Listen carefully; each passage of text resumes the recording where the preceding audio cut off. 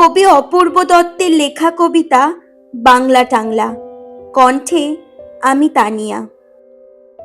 অ্যানুয়ালের result হাতে বাড়ি ফিরল ছেলে।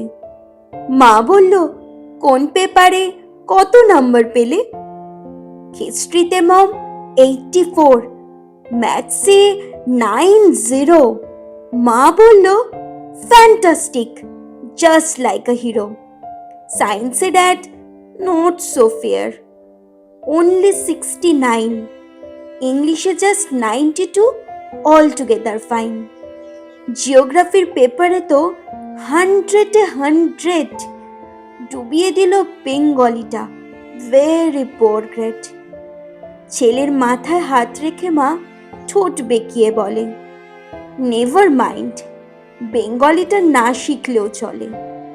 বাবা বলল, বেশ বলেছ বঙ্গমাতার কন্যে, বাংলা টাংলা আমার মতো অশিক্ষিতের জন্যে। বিদ্যাসাগর রবীন্দ্রনাথ নেহাত ছিলেন বোকা, না হলে কেউ শখ করে হয় বাংলা বইয়ের পোকা। মা বলল, চুপ করো তো, ওর ফলটা কিসে? স্কুলে কেন বেঙ্গলিটা পড়ায় না ইংলিশে?